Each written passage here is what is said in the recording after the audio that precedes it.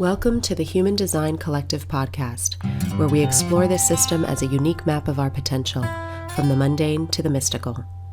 If you're looking to dive deeper into human design, join our Living Your Design workshop, offered live online June 12th and 26th, 2021, with John Cole and Amy Lee. For more information on foundation courses and other transformational workshops, go to courses.humandesigncollective.com. Today, our Spotlight episode focuses on listener questions about the transit field, health and codependence, and how to deal with openness in the design. We hope you enjoy it. From time to time, we get questions from our listeners about different aspects of design, and we have one person in particular, Julie, who sent in a few questions to us. So we thought we'd start with her in this first question answering episode. So the first one was about human design and addiction, and also human design and codependence. So what can we see through the human design system about issues around addiction and codependence, and especially as they might relate to the spleen and the solar plexus? John, did you have anything in there you'd want to jump in on? I think it's actually a good place to start with the spleen. If you look at the nature of the spleen, one of the things that we see is that the spleen is holding on. It tends to want to hold on to life through these questions of survival, our well-being, our sense of security. And that can go both ways. We can see that with a defined spleen, and we can also see that with an open spleen and the conditioning that we're pulling in from the outside. One thing you might notice is that for people who have the spleen defined, like you're saying, there is this sort of natural survival an intuitive instinct that's there that's very oriented toward what brings health and well-being to the system. So if someone who has a defined spleen is in a healthy state and they're able to listen to those instincts and that intuition, then they'll probably be getting their own personal form of awareness about things in the moment as they come in contact with them, everything from food to substances to people to places. That's kind of what the splenic intelligence is for. If you have an open spleen, you may find that there is a natural sort of underlying insecurity that's often there. And it doesn't mean that you don't have your own instincts or your own intuition about what's healthy for you or how to survive, but your access to that awareness for yourself is more inconsistent.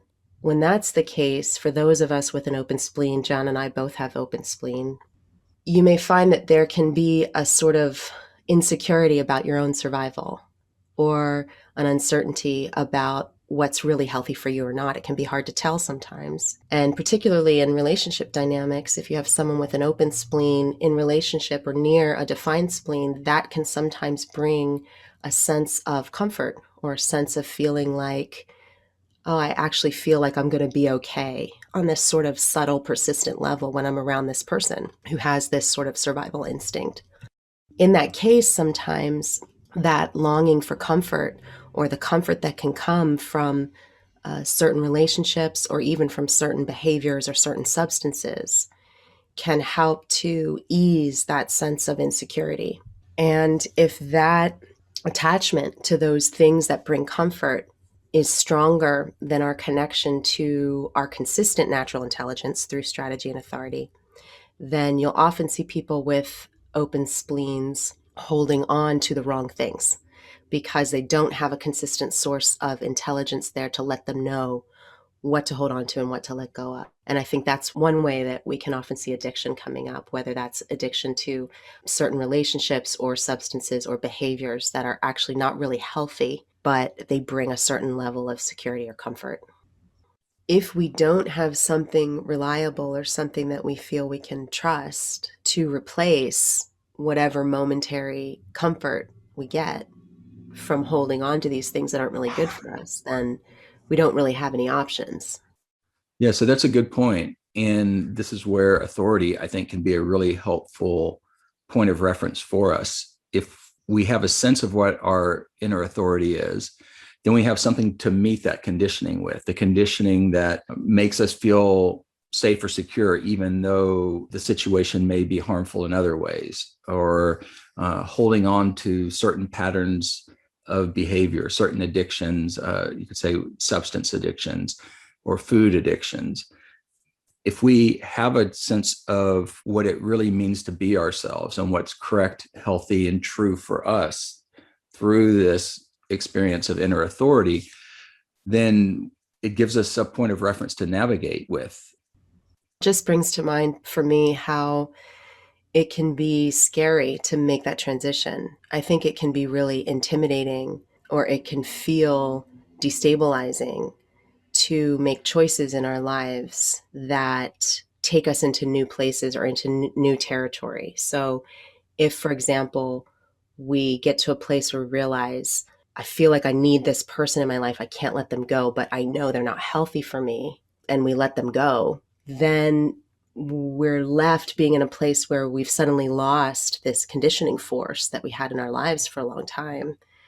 And that can be a really destabilizing place to be in, even if it's technically healthier for the body and for your life. I don't think we can overestimate how much courage it can take in some of those moments to be able to choose, okay, I'm not going to engage in this behavior or engage in this relationship, even though I know it's going to make me feel more comfortable in the moment, because I can tell there's something else in me. There's some other kind of intelligence, whether that's coming from your sacral authority or your emotional authority or your G center authority, whatever it is, that's telling you that there's something else that's healthier for you. I think those can be places where it makes sense, and I can understand why a lot of people need different kinds of support, to be able Right. to do that, to be able to make that transition, because to let go of something that makes you think you're going to be able to survive, you've got to have something else. It can be hard to tolerate that, completely alone.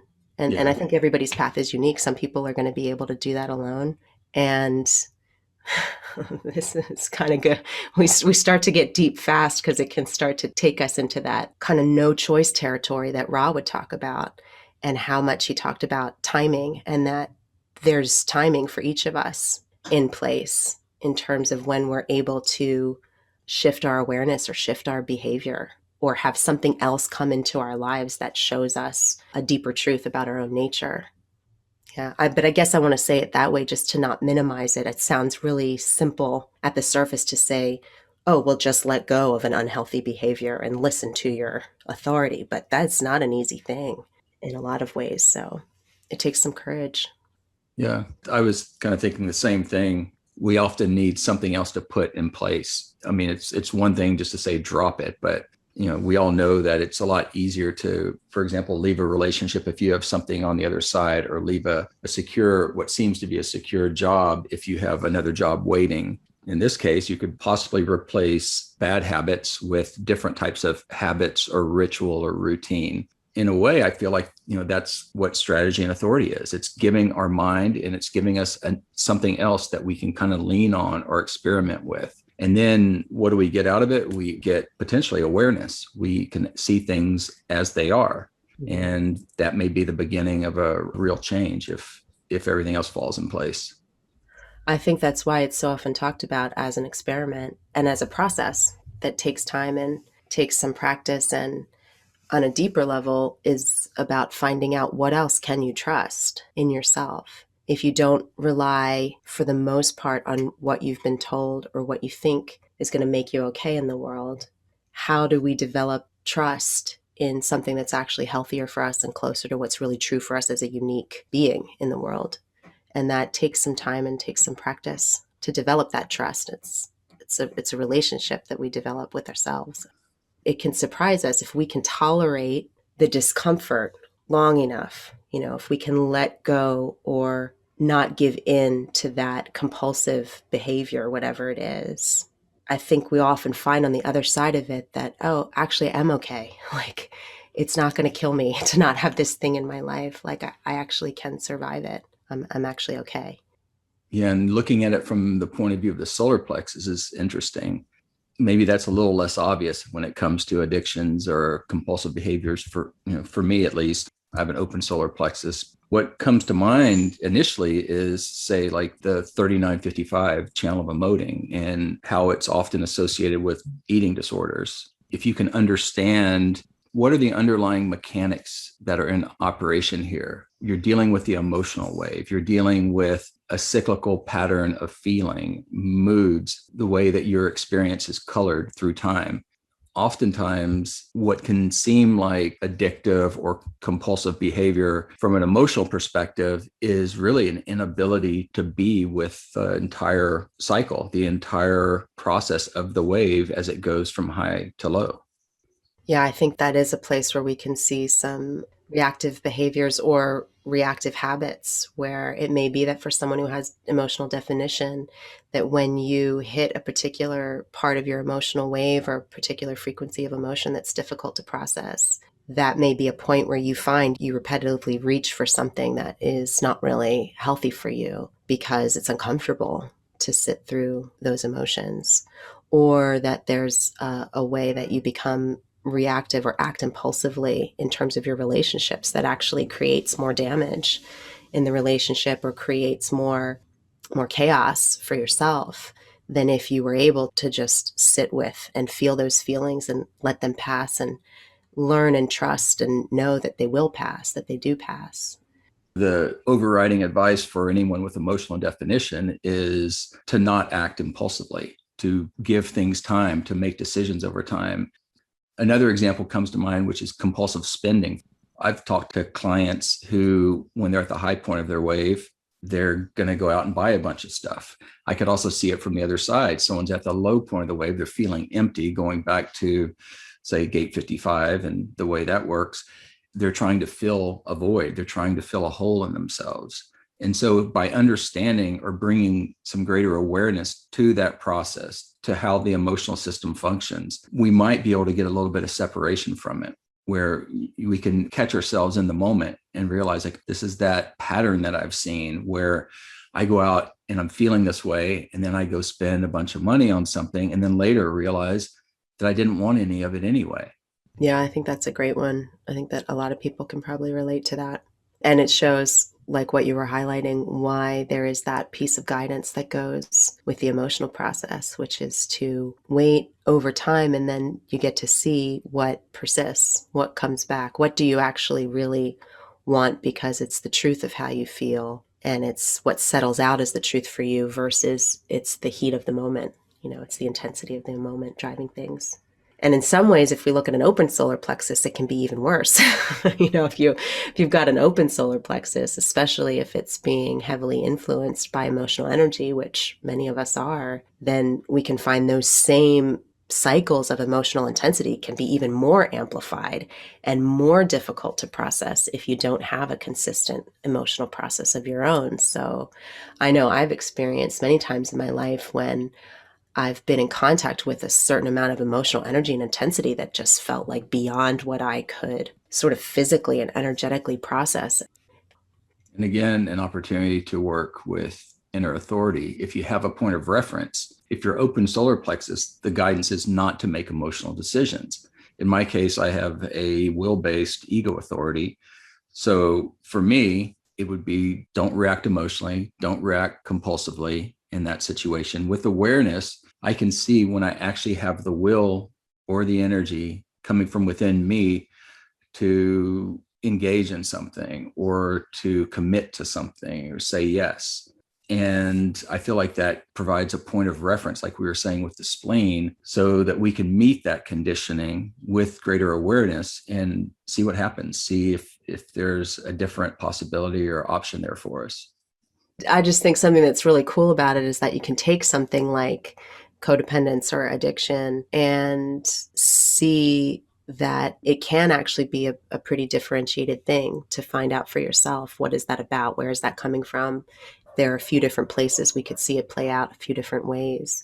But if you sit with your design and you study it and you observe your own behavior and your own interactions, you'll probably start to see where these drives are coming from and which ones are healthy and which ones aren't. So the next question follows pretty well from that. The statement was, I have 7 open centers and only one defined channel. Do you have guidance for the susceptibility to conditioning with all of this openness? And how do I get out of aura and get clear as to who I really am? And if I do distance myself from relationships and interpersonal conditioning, then am I being conditioned by the transit field or the neutrinos more so than other people who have more definition? This is a question about how do we get affected or how do we manage the greater level of conditioning that comes with having a lot more openness in the design. In this case, we're looking at someone who has two centers defined, which is similar to you, John, if you want to share your experience of that. Yeah, so this is a projector design. And as projectors, we're here for conditioning instead of it being a question of avoiding conditioning or getting out of it, which may be helpful from time to time. I feel like it's more a case of accepting that conditioning exists. We're here for a relationship, we're here for the other. And it becomes a question of correctness, how we're entering into these situations and relationships. And we have our strategy of waiting for the invitation as something to work with, experiment with in that process. Our relationship with conditioning will be unique to us as individuals. I think it does come back to bringing more awareness to these dynamics, how we're entering into it. It may be that we aren't here for everyone all the time, that we have certain relationships where it's okay if we're spending a limited amount of time with somebody and knowing that that conditioning will be there. With Julie and myself, we have 2 out of 7 centers defined, so we have a lot of openness.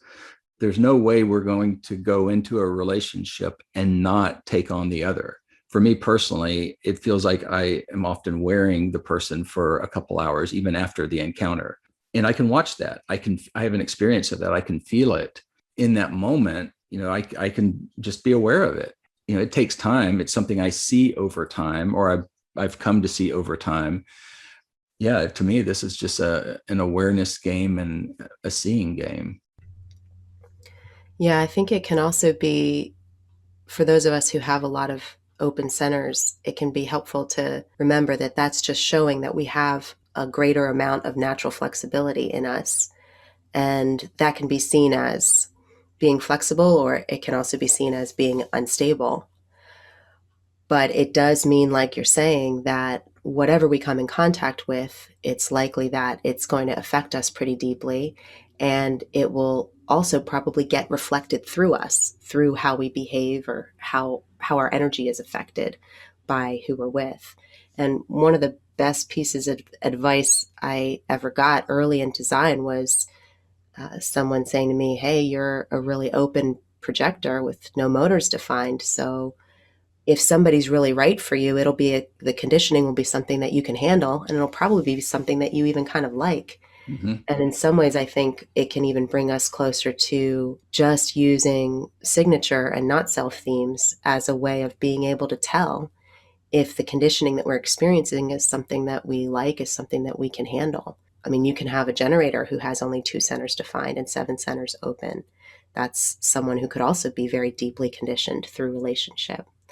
So if you find yourself, as a projector feeling really bitter or feeling really irritated or feeling really rageful in a relationship that you're spending a lot of time in, then that's probably a pretty good sign that those conditioning influences aren't really working for you. I think it can be sort of as simple as that. To your point, we have these helpful points of reference in human design. How did we enter into it? Was there recognition? Were we invited? What did our inner authority say? Does it bring up an experience of success for us to be in this relationship or in this situation? How does it taste? Does it taste bitter? Does it taste sweet? Does it feel like something that we want to take on or we want to eat? And then it becomes, again, about awareness. I think it also speaks to this thing that comes up sometimes where I'll hear projectors say, "Oh, I've learned that I'm a projector, so I'm not supposed to work too much and I'm not supposed to have a lot of energy and I'm supposed to rest all the time." And I think it's true that for most projectors, we probably do, when you first find out about this knowledge, it's probably true that most of us need more rest than we've been conditioned to allow ourselves. But projectors come in a lot of different shapes and sizes with a lot of different kinds of energy levels. I think it really depends because in certain roles and in certain relationships, a projector might be very active and very energized. I think the key point there is just that it can be helpful if you've got a lot of openness in your design, just to recognize and accept how variable your experience can be and how interdependent with your environment and your relationships. And that's okay. It doesn't have to be a problem. I think a lot of the issues we have with ourselves sometimes come with feeling like I'm supposed to be the same way all the time. I should be consistent in how I do things all the time. That's not the case for a lot of us. Maybe sometimes getting out of the conditioning field, taking time for yourself, go take a walk in nature, try sleeping alone for a while and see what comes up. You may get a point of reference there that can be helpful when you go back into that relationship or you meet that conditioning again, to say, okay, this is my experience here and that was my experience there, and there's something to be seen there. Again, follow your inner authority. There's not one size fits all in terms of the template that any of us are supposed to follow. And it is an experiment. I love the question about, how do I get clear as to who I really am? That's a very personal process. I mean, there's a way we'll talk about in human design about frequency, that each of us has our own unique and very particular frequency. And I think that's the best word to use to describe it. It's a certain tone of energy or something that is inherent to what we are as a unique being. That's a very personal discovery. I don't know. I think the most I could say about that is experiment with this stuff and play with this strategy and authority thing, and play with taking yourself in and out of conditioning fields and see what you find out. Because I think you'll get to a point where you'll have moments that it'll just land. And it might even just feel like, oh my God, I can feel myself. Like I can feel what I am. And I think that's just something that will happen when it happens. And if you're a really open projector, you're probably going to learn about who you are and your frequency in and out of a relationship as you go back and forth between the two. The fundamental question for projectors is who is the other, but I think what's implied in that is who am I in relationship to the other? Again, it's not a question of really avoiding the conditioning, but how are we meeting the conditioning? So with generators and projectors, you have a more absorbing, receptive aura than you do with manifestors and reflectors, who you could say have some level of built-in protection. They're not really designed to be influenced as deeply as projectors and generators. Reflectors and manifestors, that they tend to be more sensitive or more attuned to the transit field because they're not getting as much interpersonal conditioning coming in from the other types or from other people. But with a really open generator or projector, if you move out of the interpersonal field, I would think that you could be more attuned or more sensitive to the transit program, to the planetary influences. And that could be an interesting experiment in itself to see if let's say you were taking a road trip by yourself for a couple of weeks, and once you got out of aura, then maybe to look at the transits or to just keep an eye on where the planets were at that given time and see what's coming up for you. But that's the way I understand it from the logic of the system. Anytime you see definition in the chart, if you see a defined center through channel definition, then you're looking at something that is fixed and limited in its expression.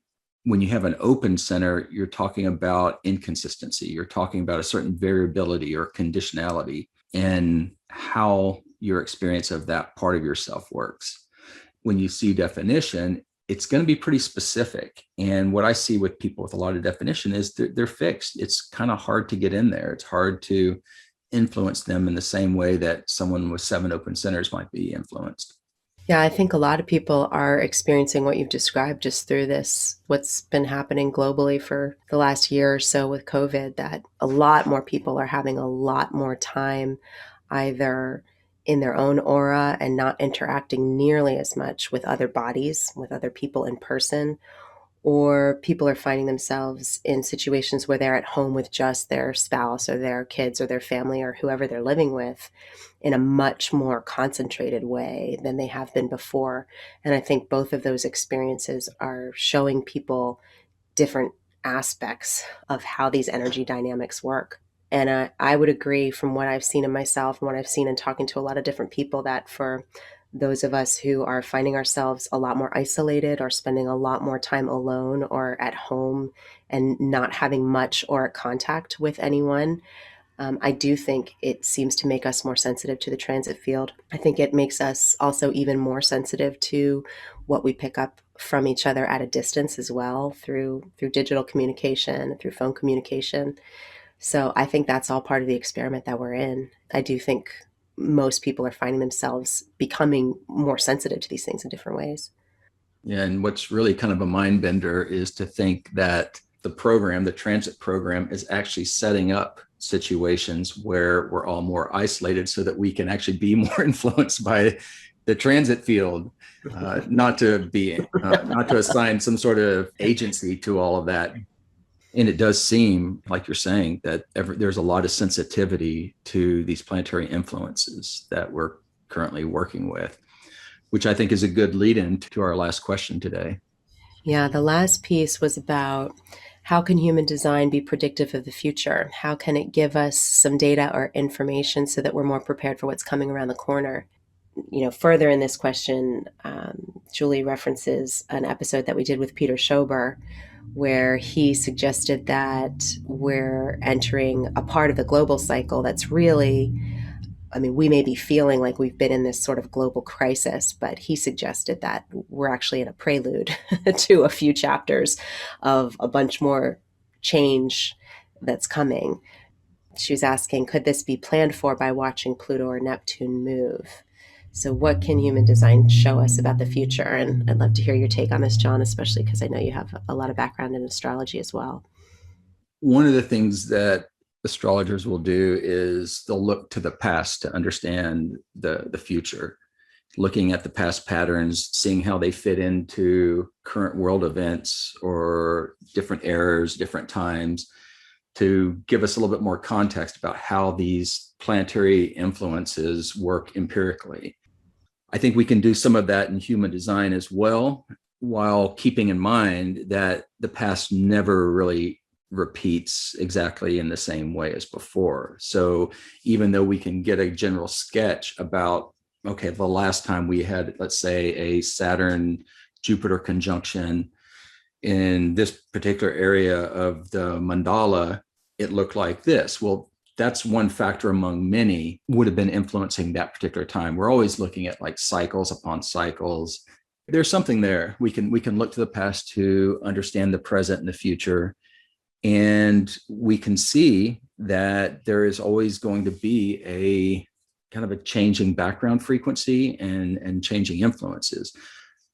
Specific to your question about the outer planets, Uranus, Neptune, and Pluto, it's these outer planets, which are the slow moving planets, which tend to carry most of the weight in terms of our societal influences, what we're seeing out in the world on a mundane level and kind of the big, deeper changes that we're all experiencing. Whereas if you look at the quicker, faster moving planets like Mars, Mercury, Venus, these things they're cycling on a much quicker basis. So those tend to be kind of triggers, or they're going to add a certain amount of nuance or detail within the larger background picture. But that is the place to start. And I would include the nodes of the moon in there as well, as slow moving.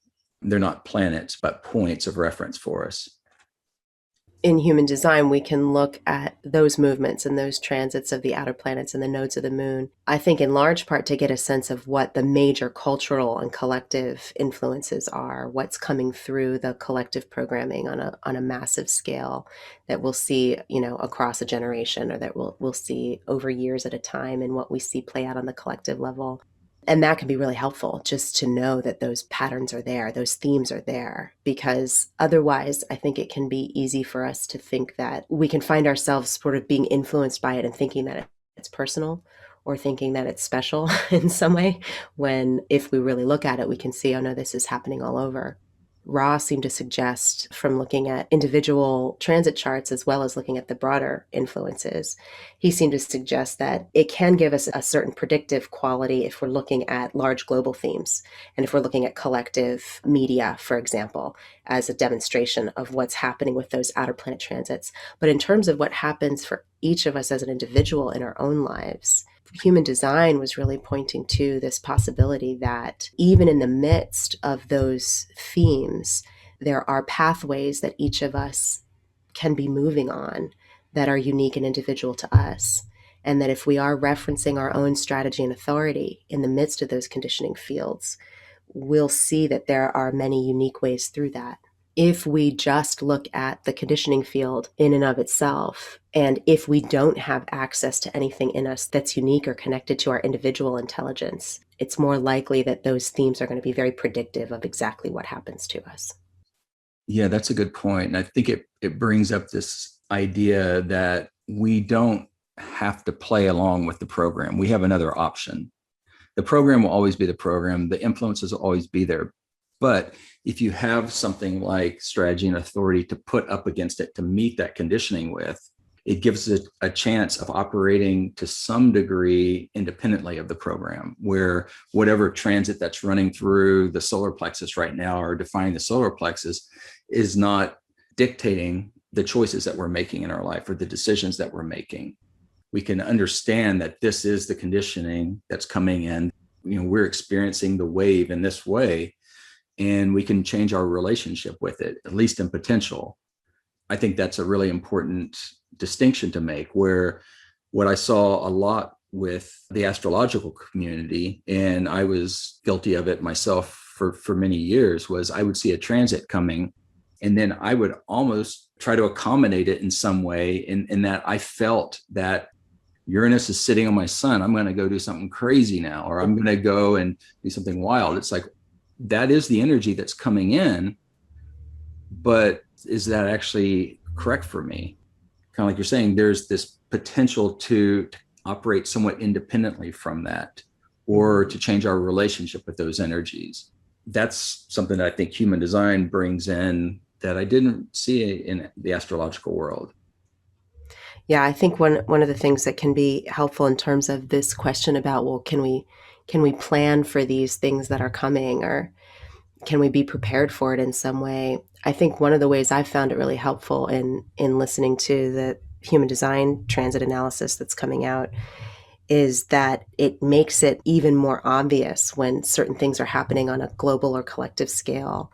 It makes it really clear, like, oh, I see that. We could take something as simple as right now we're in a period of several years where there's been a lot of confusion about the truth, a lot of confusion about what's really true, and a lot of divisiveness about it, and a lot of questioning about it.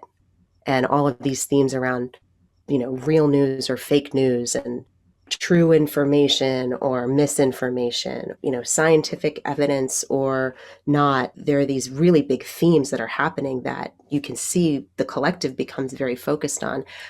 When we know that's coming, and especially if you develop a relationship with the I Ching and the gates of the human design body graph, it can be such a beautiful, fascinating, and sometimes terrifying exploration.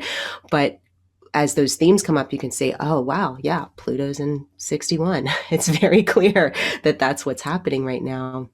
I don't know that that necessarily gives us any answers personally. I think human design guidance sort of points us toward our own personal unique intelligence to navigate that. But it can be really helpful to know this could be a big reason why we're seeing these themes play out in this way. I would say that if you're interested in learning more about this, John and I can both recommend. There's that Peter Schober, who's an analyst over in Europe, is doing a program through Jovian Archive. I think he's doing it about every quarter this year. He's doing his own interpretation of outer planet transits. It's really good. And then Alakanon Diaz, through Your Own Authority, is an analyst over in Spain who also does a program called The Program Is Not Your Life. And he does those monthly, I think, where he also gives his take on what the transit field is showing. And they're both kind of relating it to current events and what we're seeing play out. And I can recommend them both just because I think they bring their own take, but they also bring a certain amount of neutrality about it that's sort of a port in the storm in the midst of everything that's happening in the world right now. I've found it really helpful. Yeah, they're both really good. So anyone who's interested in both the current events from the point of view of human design or just the mechanics of planetary influences in the program would probably find a lot of value in both of those offerings. They're very deep.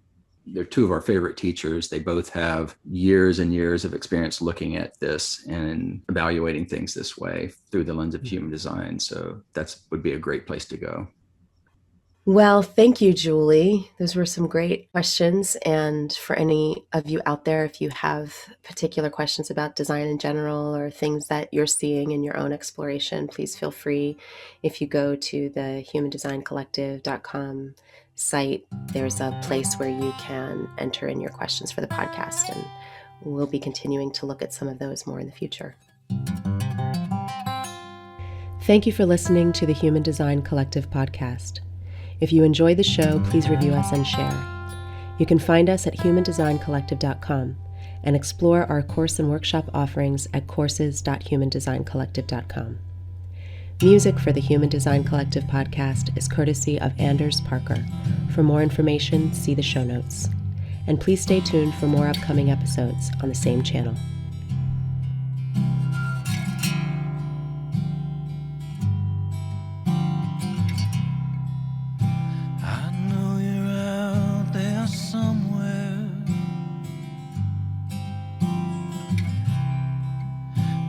Sparklers and shade,